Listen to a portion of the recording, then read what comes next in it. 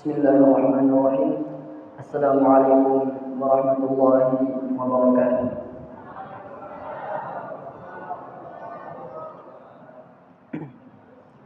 Innal hamdalillah nahmaduhu wa nasta'inuhu wa nastaghfiruh wa na'udzu billahi min shururi anfusina wa min sayyiati a'malina.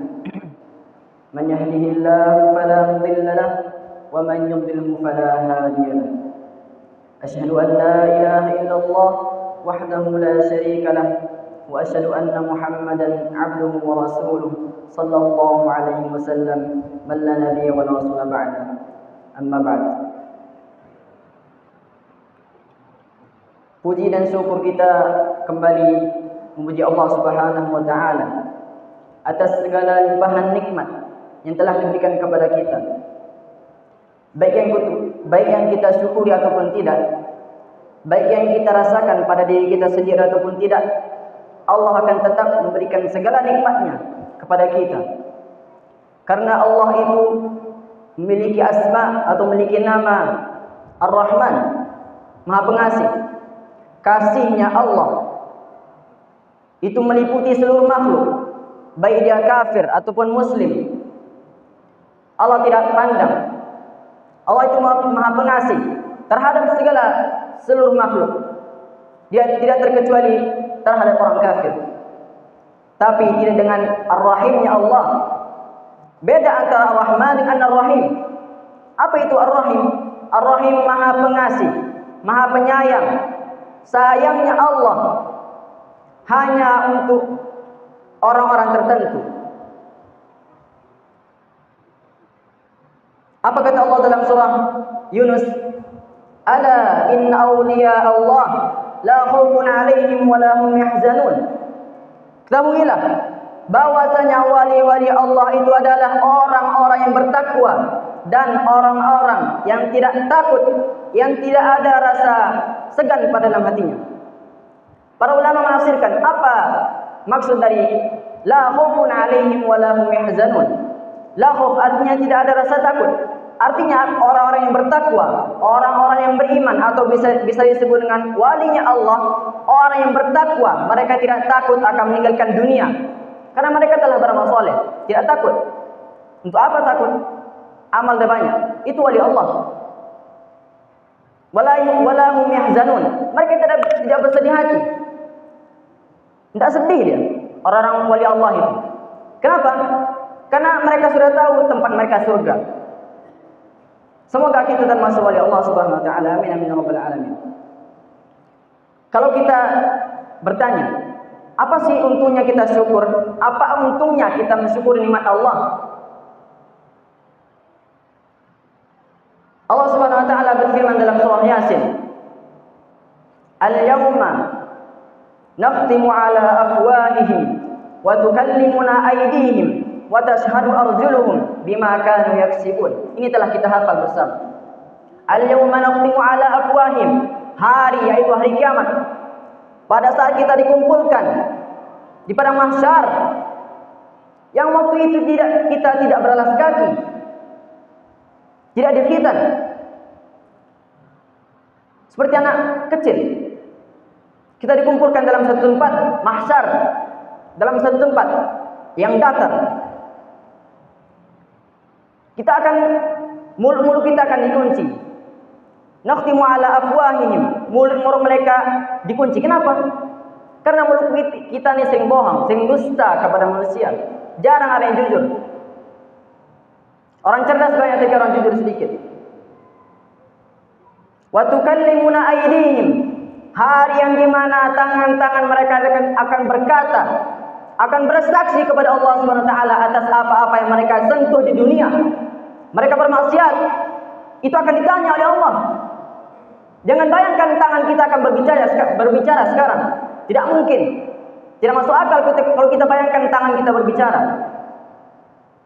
Wa tashhadu arjuluhum, kaki mereka akan bersaksi. Ya Allah, kata kaki, dia telah membawa aku ke tempat maksiat. Apa yang kita jawab? Sedangkan mulut kita dikunci. Na'udzubillah.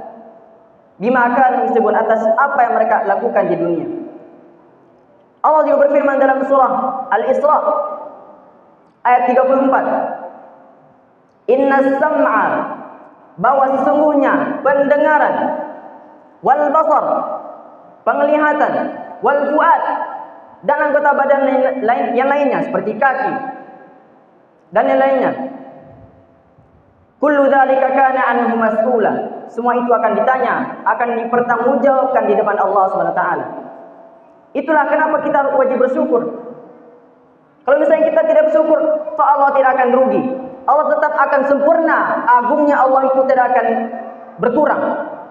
Bahkan Allah berkata dalam hadis kudusinya, seandainya dari Nabi Adam hingga manusia terakhir itu beriman kepada Allah, maka tidak akan membuat Allah itu berkurang keagungannya.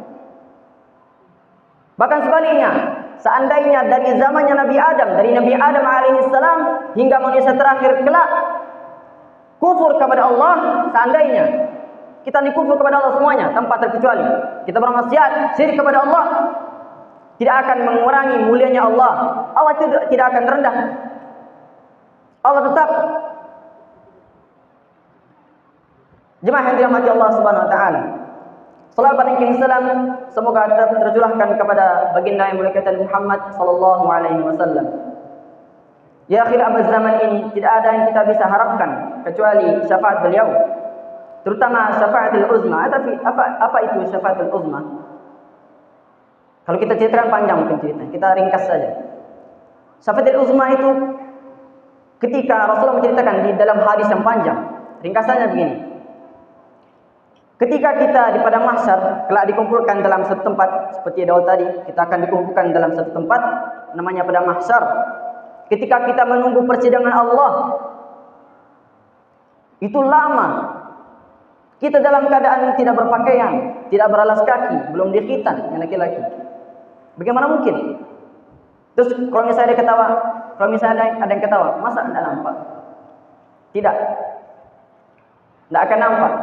Kalau misalnya nih kita dalam masjid nih gempa, contohnya nih kita gempa, ketika kita keluar atau misalnya ada yang mandi misalnya ada yang mandi dalam kamar mandi, terus gempa, apa sadar apa dalam keadaan mana keluar gitu?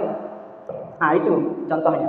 Kita dalam keadaan tidak berpakaian, tidak berbusana, belum dikhitan, satu sama lain bercampur di situ, wanita, laki-laki lah. Di situ kita menunggu persidangan Allah, menunggu keadilan dari Allah Subhanahu wa taala. Kita meminta kepada Nabi Adam, wahai Nabi Adam, engkau adalah bapak kami, engkau adalah manusia yang diciptakan oleh tangannya Allah langsung. Allah menciptakan Nabi Adam langsung. Kemudian Allah bersabda, berfirman kepada malaikat, wa idh qulna lil malaikati isjudu li Adam fasajadu. Itu Nabi Adam, mulia Nabi Adam langsung diciptakan oleh yadanya Allah atau tangannya Allah. Itu kita berkata semua, wahai Adam, tolonglah kepada kami, tolonglah kami, kita telah kepanasan. Apa kamu tidak akan menolong kami, wahai bapak kami? Apa kata Nabi Adam? Sendiri, nafsi, kata Nabi Adam. Tidak mau. Aku telah melakukan dosa, kata Nabi Adam. Beliau menyebutkan dosanya, yaitu memakan buah terlarang. Kemudian kita pergi ke Nabi Nuh. Nabi Nuh alaihissalam, ya Nuh, engkau adalah Rasul pertama. Rasul yang pertama diutus di muka bumi itu adalah Nabi Nuh. Rasul pertama, itu kita minta, wahai Nuh, tolonglah kami, dan kami dalam keadaan panas. Apa kata Nabi Nuh? Nafsi, sendiri. Belum menyebutkan dosanya. Kemudian kita pergi kepada Nabi Musa alaihissalam. Sama, Nabi Musa nafsi. Kemudian kepada Nabi Ibrahim alaihissalam, sama jawabannya. Ke Nabi Isa alaihissalam sama jawaban. Yang terakhir pada Nabi siapa? Muhammad sallallahu alaihi wasallam. Maka ketika kita meminta kepada Muhammad, ya Muhammad, innaka khatamul anbiya, engkau adalah penutup para nabi, engkau Habibullah, Khalilullah, orang yang pernah diajak bicara langsung oleh Allah Subhanahu wa taala. Tolong mintakanlah Allah supaya mempercepat persidangan ini. Kemudian Rasulullah sallallahu alaihi wasallam pergi ke bawah arsy Allah. Beliau sujud lama sekali, tidak pernah beliau sujud selama itu. Doa yang beliau panjatkan tidak pernah beliau panjatkan di dunia. Belum pernah kita dengar doa yang diucapkan oleh Rasulullah bila sujud lama. Kemudian turun Allah Azza wa Jalla. Ya Muhammad, irfa' ra'sak. Wahai Muhammad, angkatlah kepalamu. Sal tu'tah.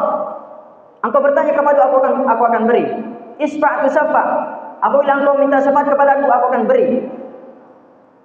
Itu wahai jemaah yang dirahmati Allah. Tidak lain tidak bukan kita sering berselawat kepada sallallahu alaihi wasallam agar kita mendapatkan syafaat, karena amal kita sedikit, terutama akhir zaman ini kita susah untuk beramal. Jemaah yang dirahmati Allah Subhanahu wa taala, mungkin untuk mempersingkat waktu, kita manusia berada di pertengahan antara malaikat dan antara an'am atau binatang. Kenapa? Kalau misalnya kita bertanya malaikat itu soleh, memang soleh karena malaikat cuma diciptakan dengan akal. Malaikat itu diciptakan dengan cahaya, tanpa nafsu. Makanya ketika Nabi Ibrahim menjinakkan makanan kepada malaikat Jibril dan Mikail, itu mereka tidak makan karena malaikat tidak punya nafsu. Mereka beribadah saja. Ada malaikat yang menyiapkan trompet di mulutnya dari pertama diciptakan. Itu malaikat itu taat. Memang kenyataannya karena malaikat itu diciptakan dari cahaya dan cuma diberikan akal, tidak punya nafsu. Adapun hewan, mereka diciptakan punya nafsu, tidak punya akal. Maklum kalau misalnya hewan-hewan berkeliaran sana kemari seperti tersebut. Dan manusia itu pertengahan. Kita diberikan dua, akal dan nafsu. Apabila kita hanya menggunakan akal, maka tidak bisa. Apalagi kita hanya menggunakan nafsu, maka kita akan jatuh keturunan ke derajatnya an'am atau binatang. Jemaah yang dirahmati Allah Subhanahu wa taala.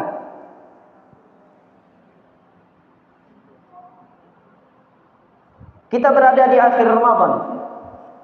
Insyaallah besok kita terakhir salat tarawih, Pak.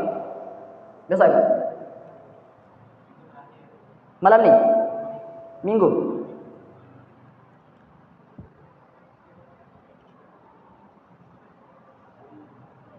Kita telah melampaui beberapa Ramadan. Beberapa hari di Ramadan ini. Kita harus mempertanyakan diri, apa yang kita persiapkan untuk diri kita sendiri? Apakah sudah baik? Cara mudahnya untuk mengecek diri sendiri adalah ketika setelah Ramadan kita mengecek diri sendiri. Kalau misalnya kita tambah baik setelah bulan Ramadan atau Syawal, maka bulan Ramadan kita diterima amalnya oleh Allah Subhanahu wa taala. Tapi misalnya setelah Ramadan malah kita makin buruk atau sama saja hari sebelumnya, maka Ramadan kita tidak diterima oleh Allah Subhanahu wa taala. Maka kita saling saling mengingatkan diri sendiri. Mungkin hanya itu dapat kami sampaikan. Semoga dapat bermanfaat. Wabillahi taufiq wal hidayah. Wassalamualaikum warahmatullahi wabarakatuh.